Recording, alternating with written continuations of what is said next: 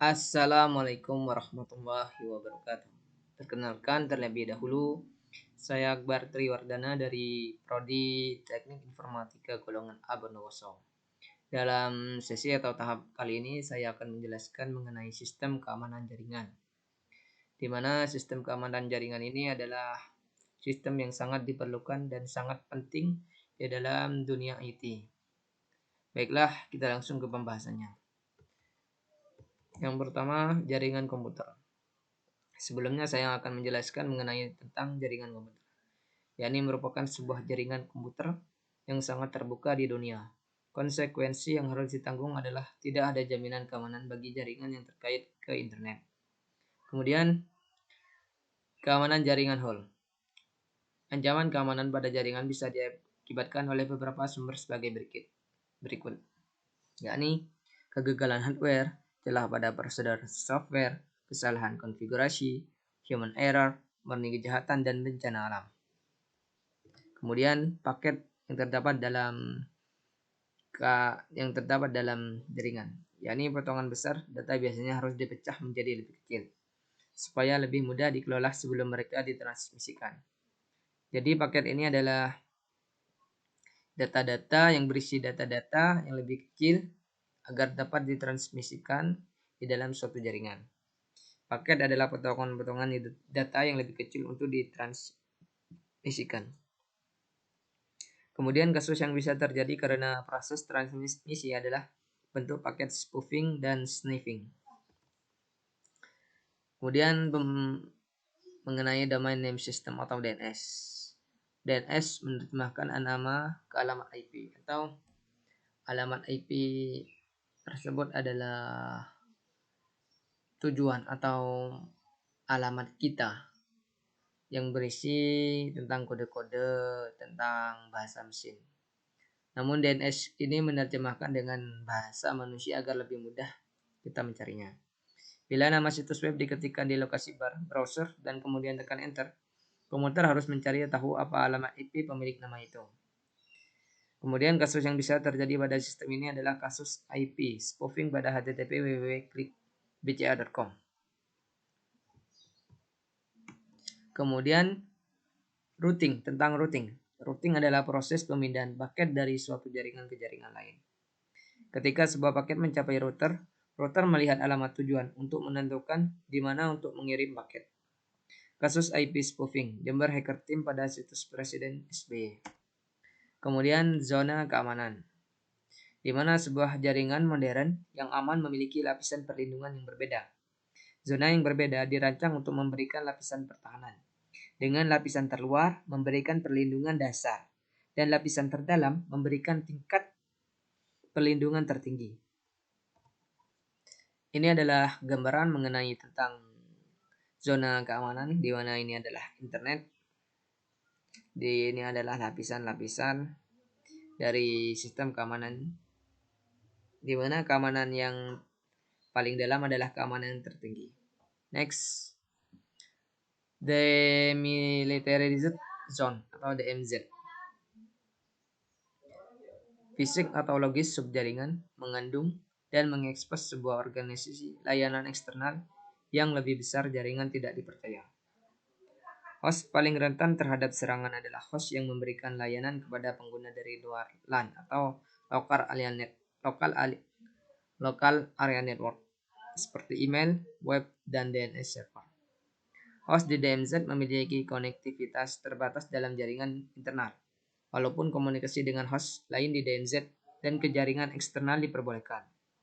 Hal ini memungkinkan host dalam DMZ menyediakan layanan untuk jaringan internal dan eksternal.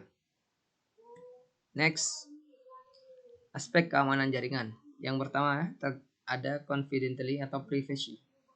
Aspek yang menjamin kerahasiaan informasi. Sekresi berhubungan dengan hak akses untuk membaca data informasi dalam suatu sistem komputer.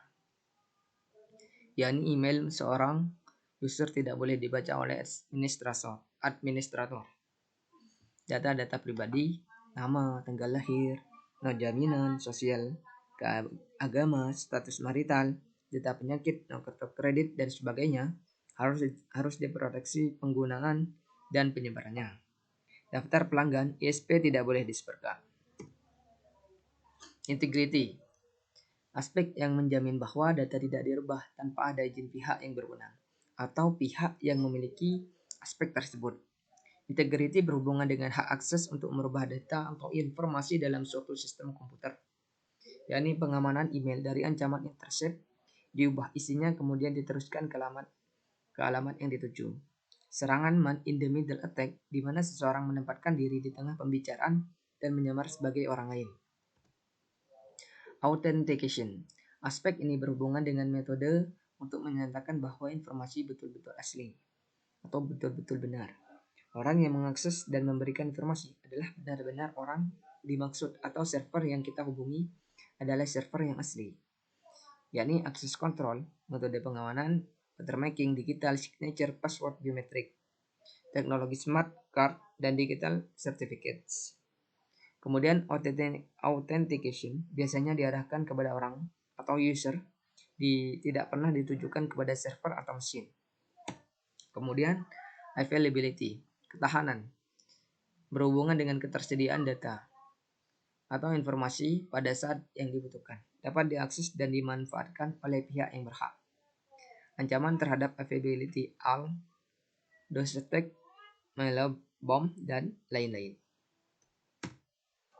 Kemudian aspek keamanan jaringan, yakni terdapat non-repudiation.